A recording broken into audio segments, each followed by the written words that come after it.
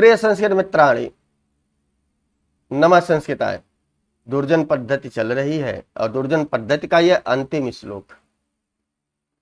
अगर वीडियो आपको अच्छा लग रहा हो तो लाइक करना ना भूलें। देखते तो हैं, सब्सक्राइब भी नहीं करते, जबकि इसमें आपका कुछ नहीं लगने वाला है। हाँ, फायदा है कि कोई अगर वीडियो यहाँ से डाली जाएगी, कोई सूचना अगर भेजी जाती है, आप तक प्रथम बार पहुंचेगी, पहली बार पहुंचेगी, जल्द पहुंचेगी। तो इसलिए सब्सक्राइब करें।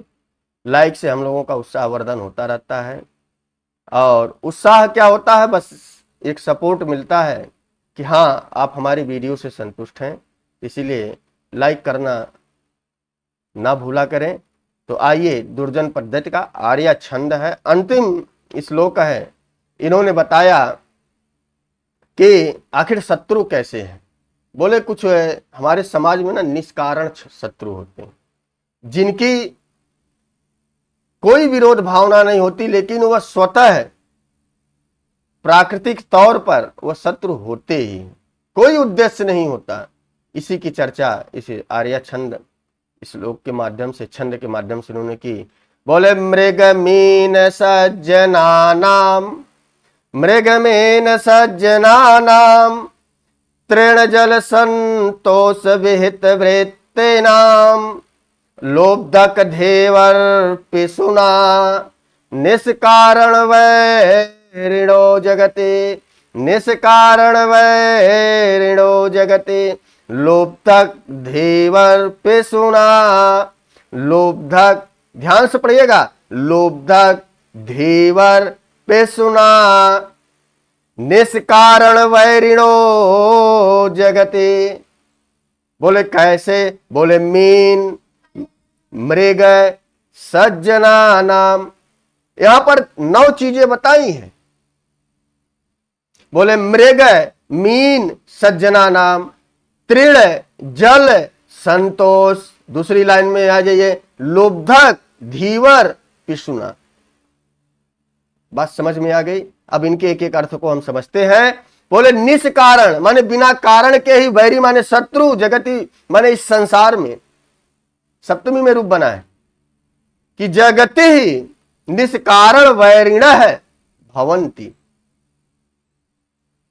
वो विसर्ग का ओ हो गया, वह जब संधि की चर्चा होगी वहां पर उसकी चर्चा करेंगे। बस यहां पर यही जानिए कि वैरी, वैरो, वैरी, वैरो, वैरिण, ऐसा रूप चलता है।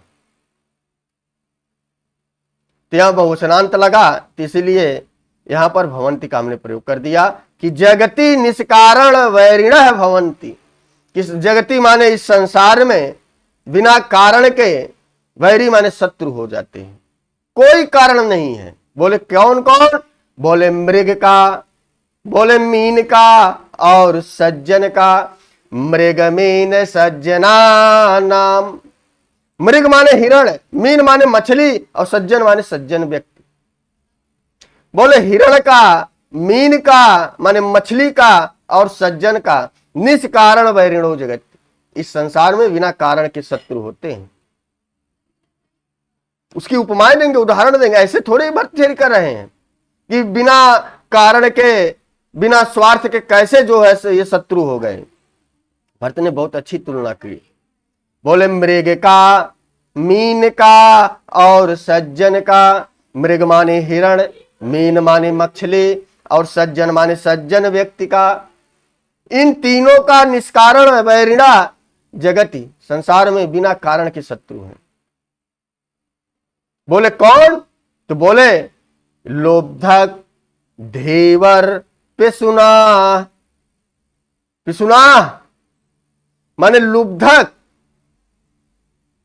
शिकारी, धेवर, मछुआरा, पिसुना, चुगलखोर। 3 चीजें बताई। लुब्धक माने शिकारी, धीवर माने मछुआरा और पिसुना माने चुगलखोर। अब ऊपर से जोड़ लीजिएगा जो क्रम है ऊपर वाला कि मृगमीन सज्जना नाम, लुब्धक, धीवर, पिसुना है। वो विसर्ग जो है संधि के नियम से हट गया। कि लोब्धक, धेवर, पिसुना, 3 चीजें हैं, इसलिए बहुवचनांत का पिसुनाह बना है। लोब्धक, धेवर, पिसुना। मृग का लोब्धक, मीन का धीवर और सज्जन का पिसुन। बोले हिरण का शत्रु लुब्धक शिकारी है, और मीन का जो शत्रु मछुआरा है, और सज्जन का शत्रु चुगलखोर है। बात आप तक पहुंच रही हो? अभी हम अर्थ को एक साथ क्लियर कर देंगे। अब बोले जब ये शत्रु है तो कुछ ना इनका नुकसान तो करते होंगे, कुछ तो नुकसान करते हो। आखिर शत्रु कैसा शत्रु होगा? कुछ कारण होगा, कुछ तो वैमनस्यता होगी, उसके संपत्ति को या उसके चरित्र पर या उसके स्वभाव पर या उसके जीवन में हस्तक्षेप करता होगा, इसीलिए तो शत्रु है। बोले हिरण क्या शिकारी का शत्रु होने का कोई उसके जीवन में, शिकारी के जीवन में हिरण कोई हस्तक्षेप करता है? नहीं करता। मछली क्या मछुआरे के जीवन में कोई हस्तक्षेप करती है, नुकसान पहुंचाती है, बाधा बनती है? नहीं, फिर भी शत्रु है। चुगलखोर सज्जन व्यक्ति है, चुगलखोर हमेशा उसे परेशान करेगा, जबकि सज्जन उसके जीवन में दूर दूर तक नहीं होता। तो बोले शत्रु कैसे? बोले निष्कारण है, कोई इनका कोई कारण नहीं है। अब बोले कि इनका दूर दूर तक लेना देना नहीं है। पहली लाइन के आ जाइएगा अंतिम चरण में कि मृग मीन सज्जना नाम। अब जैसे ये क्रम दिया उसी का आगे फिर कर दिया मृग तृण। मृग खाता क्या है? घास खाता है। मृग खाता क्या है? मृग घास खाता है। मीन जल में रहकर जल में से अपना जीवन व्यतीत करता है, जल से ही ऑक्सीजन को ग्रहण करता है। और सज्जन संतोषी होता है, संतोषी व्यक्ति है। बोले ये समाज में किसी को नुकसान नहीं पहुंचा, फिर भी मानव इनका जो है शत्रु बना हुआ है। इनकी कोई गलती नहीं, फिर भी मानव इनका शत्रु बना हुआ है। बेवजह इनकी हत्याएं कर रहा है, बेवजह इनको मारना चाहता है। बोले मृग का जो भोजन है ना, वह घास चर रहा है, लेकिन फिर भी उसे लुब्धक माने शिकारी उसका शिकार कर रहा है। यहां मृग का तृण बताने का संबंध यही था कि वह केवल घास को खा रहा है, आपका कोई नुकसान नहीं कर रहा है, लेकिन ये निष्कारण वैरी है, बिना कारण के ही ये दुश्मन है। फिर बोले मीन, वह जल में रहता है, जल के कीड़े मकोड़ों को खाता है, जल के ऑक्सीजन को ग्रहण करता है, फिर भी धीवर मछुआरा उसे पकड़ ले जाता है, शत्रु है। सज्जन संतोषी व्यक्ति है, किसी से मतलब नहीं रखता, अपने में ही प्रसन्न रहता है, संतुष्ट है अपने जीवन से, समाज से, किसी से कोई मतलब नहीं रखता। लेकिन चुगलखोर उसे पूरे गांव में बदनाम करने की कोशिश करेगा। उसके पास संतोष है, इसीलिए चुगलखोर के पास ईर्ष्या है, वो हमेशा जलता रहेगा, उसे हमेशा नीचा दिखाने का प्रयास करेगा। तो आइए अब इसके अर्थ को क्लियर करते हैं। थोड़ा सा एक क्लिप देखिएगा, यहां पर हमने बनाया है कि मृग हिरण तृण घास लुब्धक शिकारी। मृग जो है, हिरण जो है, वह घास खाता है और लुब्धक उसका शिकार करता है। दूसरी लाइन में आएगा मछली है, धीवर उसको पकड़ता है और वह उपयोग क्या करता है अपने जीवन में? पानी का उपयोग करता है। सज्जन है माने सज्जन व्यक्ति है, चुगलखोर से परेशान रहता है, कारण है कि वह संतोषी है। बोले ये सब दुर्जनों के लक्षण पहचानो। कुछ लोग हमारे समाज में आपके निष्कारण होते हैं, आप उसकी पहचान नहीं कर पाओगे, बिना कारण के ही वह आपसे दुश्मनी रखेंगे, बिना कारण के ही आप उससे बैर रखेंगे। तो इसलिए भरत ने बहुत ही अच्छा यहां पर बताया कि मृगमीन सज्जनानाम तृण जल संतोष विहित वृत्ति नाम। बोले तृण जल संतोष माने ये जो तीनों जानवर बताए गए, 2 जानवर एक मनुष्य बताए गए, कई यह लोग ना अपना जीवन वृत्ति माने विहित माने व्यतीत करते हैं, वृत्ति माने व्यवहार, विहित माने जीवन, ये अपना जीवन व्यतीत करते हैं मछली जो है जल में अपना जीवन व्यतीत करता है, मृग अपना जो है तृण को खाकर जीवन व्यतीत करता है, सज्जन संतोष से अपना जीवन व्यतीत करता है, लेकिन लुब्धक धीवर पिसुना ये उसके जीवन के शत्रु बने रहते हैं।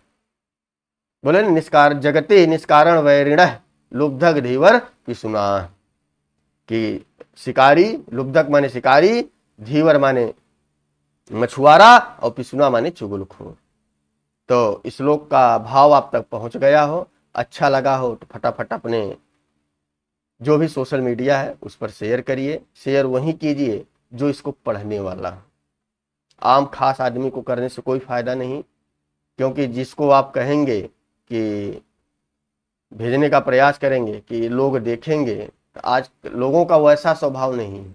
आप हमें इसलिए देख रहे हैं, आपकी आवश्यकता है।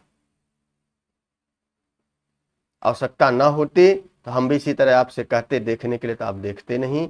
तो बस देखिए, दुनिया स्वार्थ पे है, सबका अपना अपना स्वार्थ छिपा हुआ है। तो हम आपको स्वार्थी तो नहीं कहेंगे, लेकिन ये सत्य है कि स्वार्थ पाए करें सब प्रीति। बिना स्वार्थ के कोई प्रेम करने वाला नहीं है, चाहे वह माँ हो चाहे बाप। माँ को उम्मीद होती है बेटा बड़ा होगा तो हमारी सेवा करेगा। तो बातें बहुत हैं, कभी फिर लाइव कक्षाओं में इसी तरह आएंगे तो इसी टॉपिक पर चर्चा करेंगे कि इससे देखिए ना मोटिवेट। क्लासों में जाते हैं, क्लासों में बच्चों को क्यों भेजा जाता है, कोचिंग लोग क्यों जाते हैं? कारण यही है कि वह मोटिवेट होते हैं। जो उनके अंदर प्रेशर होता है पढ़ने का, उसको आसान किया जाता है, मोटिवेट करते हैं पढ़ो। ऐसी कोई विद्या नहीं है।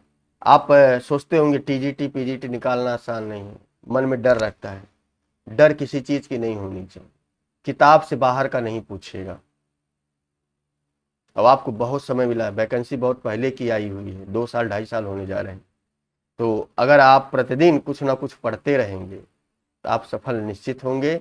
लेकिन सफल वही होगा जो इन श्लोकों को पढ़कर प्रश्न बनाने की क्षमता विकसित कर लेगा। आपको लगता होगा कि सर जी पढ़ाते हैं तो चीज़ें आसान हो जाती हैं, लेकिन आपने कभी नहीं ये सोचा कि अगला भी कहीं से पढ़ा ही होगा। कुछ चीज़ें हमें भी विस्मृति होती हैं, देखनी पड़ती हैं दोबारा, क्योंकि 7 या 8 साल हो गए इन सब चीज़ों को पढ़े हुए। तो एक बार हमें अवश्य देखना पड़ता है। तो आप यदि प्रश्न बनाने की क्षमता विकसित कर लेंगे कि आपने कोई भी ग्रंथ पढ़ रहे हैं, चाहे नीति शतक हो चाहे शिवराज विजय हो, प्रश्न बनाने की कोशिश कीजिए। किस प्रकार से प्रश्न बनते हैं, क्या ये प्रश्न पूछा जा सकता है? अगर ऐसा प्रश्न, मान लो आयोग का कोई मतवाला मिल गया, कोई पढ़ा लिखा व्यक्ति को पेपर बनाने के लिए मिल गया, नई पीढ़ी को मिल गया, तो वह प्रश्न पत्र को हार्ड बनाएगा। ये ध्यान रखिएगा। और आपकी पहचान वही होगी जो 2-4 कठिन प्रश्न होते हैं उसमें आप सफलता हासिल कर ले गए, तो आपका सिलेक्शन होने से कोई रोक नहीं सकता। तो ये सब बातें होती रहेंगी। तो बस आप अपने अंदर प्रश्न बनाने की क्षमता को विकसित करें कि हमने इस श्लोक को पढ़ा, कितने प्रकार से प्रश्न बन सकते हैं, नोट्स बनाते जाइए। तो आपको कोचिंगों की आवश्यकता शायद न पड़े। और बहुत सारे लोग पूछते हैं कि आप शिक्षा कहाँ से ग्रहण किए। जीवन में देखो बहुत चढ़ाव उतार आते हैं, और वास्तविकता यही है कि हमने केवल 6 महीने कोचिंग की थी। हाँ, लेकिन स्व अध्ययन किया था। रात हमारी थी तो हम लोगों ने स्व अध्ययन किया था। तो स्व अध्ययन ही आपको विद्वान बना सकता है। जितने भी इंस्टीट्यूट हैं, जितने भी संस्थान हैं, जितने भी यूट्यूब पर वीडियो हैं, ये आपको रास्ता दिखा सकते हैं, मार्ग बता सकते हैं, रास्ता दिखा सकते हैं। अब तो आप लोगों में इंटरव्यू नहीं, हम लोगों तो इंटरव्यू दे के आए हैं, उसका अलग प्रेशर होता है। इंटरव्यू का मतलब ही होता है कि पूरे ग्रंथ का एक एक चीज याद होना, अगला कहां से पूछ दे। फिर भी इंटरव्यू में लोग आपकी रुचि के अनुसार ही पूछते हैं, 2-3 ग्रंथ पूछते हैं तो और यदि आप बता भी नहीं पाते तो फिर वो पूछ लेते हैं कि आपकी तैयारी किस में है, आप बताइए, तब आप उसी से प्रश्न उठा के पूछते हैं। लेकिन 50 पेज की किताब अगर आपने बता रहे कि सर जी हमने इसको पढ़ कर आए हैं, आप पूछ सकते हैं, तो 50 पेज की किताब में बहुत सारे प्रश्न बन सकते हैं। हर शब्द पर कमांड होना चाहिए, सिद्धि प्रक्रिया याद होनी चाहिए। तो ये बाद का विषय है। हमारी बातें यदि आपको अच्छी या मोटिवेट करती हैं तो लोगों को जोड़िए। तो बस आज के लिए इतना ही। नमः संस्कृताय। फिर नई पद्धति के साथ, मान सृजन पद्धति के साथ मिलेंगे। वीडियो में कभी कभी अंतराल होता रहता है। हमने आपको पहले ही बताया कि यहाँ पर केवल एक ही काम नहीं है कि हम इसी के लिए छूटे हुए हैं। हम भी सर्विस करते हैं, सरकारी जॉब है, समय मिलता है तो आपके लिए आते हैं। कोई शुल्क नहीं, निःशुल्क सेवा है, तो लाभ उठाइए। तो नमः संस्कृताय। शुभ संध्या, शुभ रात्रि।